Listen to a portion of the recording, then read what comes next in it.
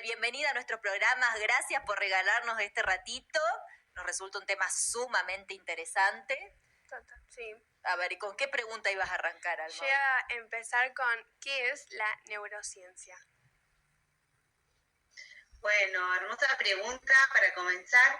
Creo que la neurociencia es el conocimiento del cerebro, ¿no? Ustedes saben que antes el cerebro se estudiaba muerto y con el avance de la tecnología podemos estudiar qué le pasa al cerebro mientras está haciendo diferentes actividades.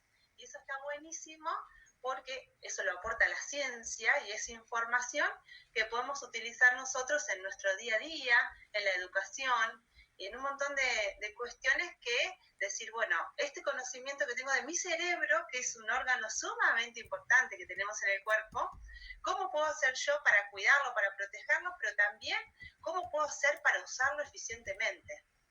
Bien. Lore, nuestro cerebro, ¿es quien controla también nuestras emociones?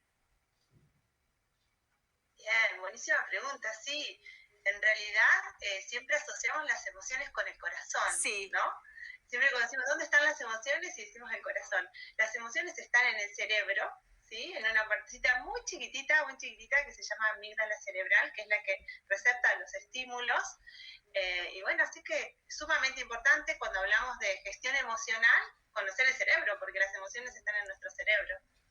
Mirá vos, bueno, yo verdad, también uno lo tiene asociado sí, al corazón, tal sí. cual.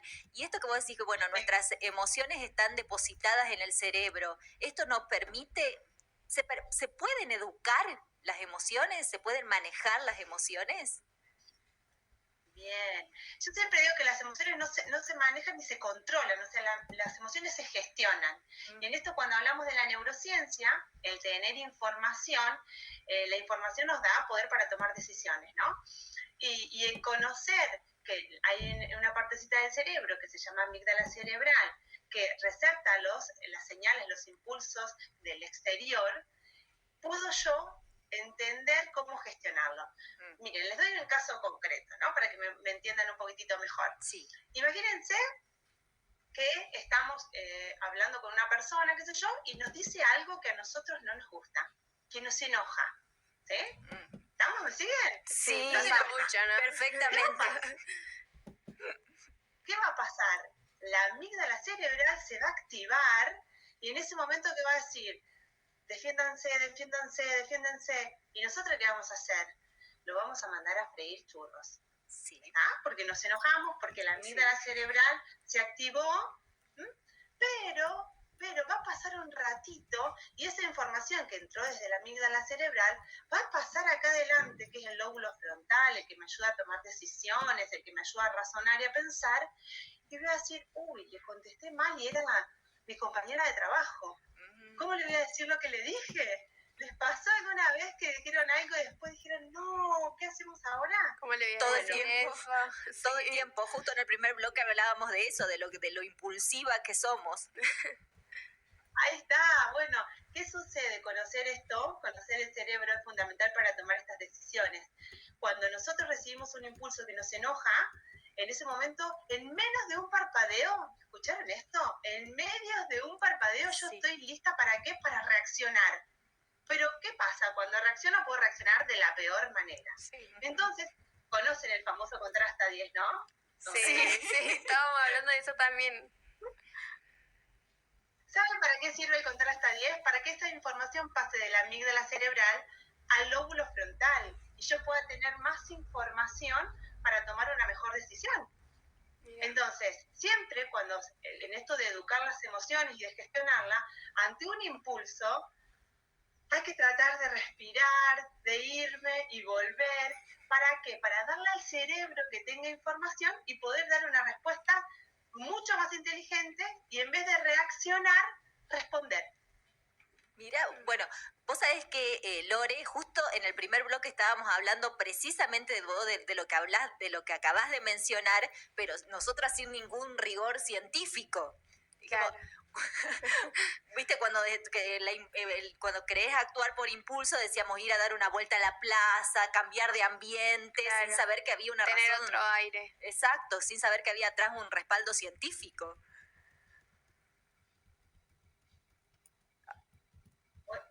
Lo bueno, Sí, se me corta bastante el audio, no las estoy escuchando muy bien. Pero nosotras te escuchamos bien. Lo bueno es entender que todo lo que nosotros practicamos se fortalece nuestras redes neuronales. Entonces, ¿qué sucede? Si yo estoy acostumbrada a reaccionar, le tengo que enseñar al cerebro que empiece a hacer otro caminito. Y esto es hábito. Claro. Chicas, como cuando vamos al gimnasio a desarrollar un hábito para fortalecer nuestros músculos, también hay que desarrollar el hábito desde el momento que yo tengo ese impulso de querer reaccionar, ¿no? Tratar de inhibirlo, de esto de respirar, o cada uno buscará la estrategia que quiere, pero eso hay que entrenarlo para que se pueda hacer después un hábito. Totalmente. ¿Y vos por esto predicás o crees que es tan importante el incorporar en los colegios, por ejemplo, las escuelas, la educación emocional? Sumamente importante, sumamente importante. Yo hace 17 años que soy docente, soy profe del nivel secundario, trabajo con adolescentes y creo que esto despertó mi pasión por siempre buscar qué ofrecerle a los chicos, ¿no? Porque más allá de que uno le pueda ofrecer contenidos teóricos, hoy en día yo veía que los chicos necesitaban otras cosas. Es que no solamente porque hoy la información, ellos con el celular, con la compu, la tienen a disposición en cualquier momento. Entonces yo sentía que como profe necesitaba ofrecerles un valor agregado en la educación, le digo yo, ¿no? Y esto habla de habilidades sociales, y dentro de las habilidades sociales está la gestión de las emociones. Entonces, es fundamental que en los colegios empecemos a hablar de gestión emocional y que lo convirtamos en hábito y que sean proyectos institucionales. Yo estoy muy convencida y tengo muchísima esperanza de que el día de que estos proyectos de educación emocional se empiecen a difundir por los colegios, va a haber muchísimas menos agresión, menos bullying, o sea, vamos a cambiar como sociedad, y hoy lo estamos viendo que estamos terrible con la agresión, con el bullying, sí. Entonces digo, bueno, sumamente importante. Fundamental, sí. Te diría, para mí debería ya ser una materia obligatoria en los colegios, incluso no sé si en la primaria, incluso ya arrancar de más chiquito. Claro. Se puede arrancar desde el nivel inicial, ¿eh? Bien, qué bueno. Y vos, esta mirada, bueno, tenés este contacto cotidiano y permanente con nuestros jóvenes, con nuestros adolescentes, la mirada crítica que tienen hacia nuestra realidad, hacia nuestra actualidad. A ver, todos hemos sido jóvenes y siempre hemos criticado a nuestros mayores. Hoy, ¿qué ves de distinto a nuestros jóvenes y la mirada hacia el adulto? Yo creo que ellos están careciendo de referentes sólidos, ¿no? Creo que nosotros como papás, y me incluyo porque yo soy mamá de dos niñas, una de 7 y una de 11 años, y esto de ser docente hace muchos años me viene a mostrar que, bueno, que nosotros como papás también estamos siendo distintos a como cuando nosotros fuimos criados. Y estamos en una etapa de transición. Entonces, como que tenemos que criar a nuestros hijos de una manera distinta a la que nos criaron nosotros. Y eso implica el desafío de empezar a incorporar nuevas herramientas. Entonces, yo a veces los veo a los chicos, ¿no?, que carecen de este adulto por ahí coherente entre lo que dice y lo que hace. Entonces, bueno, yo siempre le tiro la pelota a los papás y a los adultos.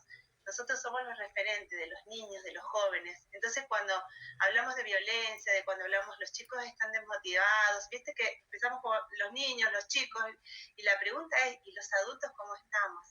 Claro, tal cual, siempre es más fácil tirar la pelota fuera de la cancha y no hacernos responsables también, totalmente, como vos decís, de nuestro rol como padres. Totalmente. Y bueno, y justo estábamos hablando con Alma, bueno, fue un tema de conversación creo que de casi todos en esta última semana, que fue no sé si por llamarlo un shock, sí, un shock, una sorpresa, esto del triunfo, por ejemplo, de Milei, y que estuvo altamente influenciado por el voto de los jóvenes. ¿Qué mirada tenés al respecto? ¿Qué pasó? Sí, ahí también, ¿no? di en estos últimos tiempos muchísimas notas sobre esto, ¿no? Sobre preguntarme, digo, yo no soy ningún analista ni político ni económico, solamente hablo desde mi experiencia de tantos años compartir con jóvenes. Y yo creo que nos preguntamos mucho los adultos de por qué los jóvenes votaron a Milei, ¿no? Y la pregunta sería al revés, o sea, ¿para qué lo votaron? O sea, ¿qué nos estarán tratando de decir los jóvenes a nosotros los adultos? Entonces yo creo que ese es el mayor desafío que nosotros tenemos, porque creo que los chicos hoy materializaron un montón de cosas que fueron escuchando de nosotros los adultos. Los políticos son siempre los mismos, que se vayan todos, la política nunca cambia, ¿se entiende? Sí. Entonces creo que ellos, en muchos casos, y lo he conversado mucho con los jóvenes, decir, bueno, en muchos casos materializaron algo que nos escucharon decir a nosotros los adultos. Totalmente. Puede ser. Sí, comparto 100% y creo que los chicos también, los jóvenes accionaron, que por ahí nosotros nos quedamos mucho en el discurso, pero después cuando vamos a los bifes, a los hechos, no hacemos nada. Totalmente. Y aparte de eso, yo creo que ellos, o sea, el grupo de trabajo de Milei supo saber por qué canales llegar a los jóvenes, ¿no? Porque yo los veía ellos que estaban en Twitter, estaban en TikTok, estaban en Instagram. Y bueno, hoy sabemos que los adolescentes pasan muchísimo tiempo enfrente de las pantallas. Entonces, es el lugar donde ellos se informan. No podemos pretender que ellos miren un noticiero, no lo van a ver. No.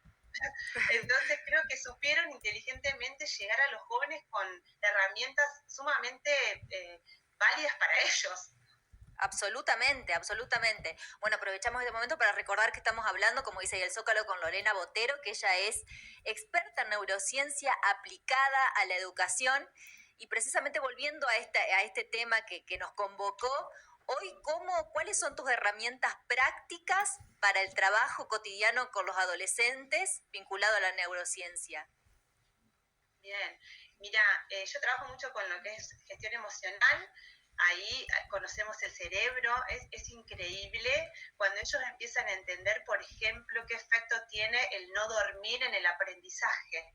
Ellos piensan que no dormir es inocuo, que no pasa nada, o en realidad a veces, ¿sabes qué hacen? Pasan muchas horas despiertos cuando tienen que ir a rendir un examen.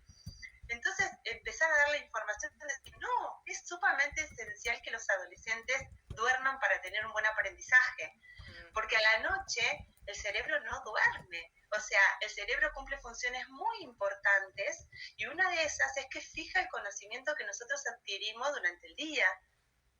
Entonces, si yo me voy a rendir un examen y no dormí, y bueno, quizás a lo mejor me puede ir bien, ¿no? Pero quizás no, porque no se fijó muy bien ese conocimiento. Es sumamente importante. Yo creo que hoy en día con los adolescentes hay que trabajar mucho sobre la higiene del sueño, sobre el uso de las pantallas, ¿sí? Explicarle qué le pasa al cerebro cuando estamos mucho tiempo frente de la pantalla. ¿Sí? Y esto que yo les contaba antes, enseñarles dónde están las emociones, qué pasa con cuando yo reacciono, que puedo hacer otro caminito, enseñarle al cerebro a hacer otro caminito y puedo responder, y es mucho más inteligente, y cuido las relaciones. Entonces, bueno, es un arduo trabajo y trabajar sobre habilidades sociales. Hoy, cuando cualquier joven que hoy sale a buscar trabajos, te piden que sepas trabajar en equipo, gestionar las emociones, que te sepas motivar, y esas son habilidades sociales. Entonces se lo tenemos que empezar a los chicos e inculcarlos desde muy chiquititos a todas estas cosas importantes, porque el conocimiento, ya te digo, está disponible en cualquier momento, pero una habilidad social se practica, se entrena. Totalmente, y esto que vos decías de las que llaman famosas habilidades blandas, que hoy se demandan muchísimo, hoy realmente forman, como vos decías, uno tiene que destacarlas incluso en un currículum al momento de querer trabajar. Sí, totalmente. El trabajo en equipo, el compartir una idea, el tener pensamiento crítico, el saber gestionar las emociones. Yo siempre le digo a los chicos que cuando trabajo con ellos, a veces les gusta trabajar con quien más se conocen, y yo los mezclo, ¿viste? Y para él le toca trabajar con uno que no tiene el mismo ritmo de trabajo que el otro compañero, y se quejan. Y yo les digo, si yo los pongo con quien ustedes quieren trabajar, no les estoy enseñando nada, porque cuando ustedes salen a la vida, no siempre van a trabajar con quien quieran o con quien se sientan a gusto.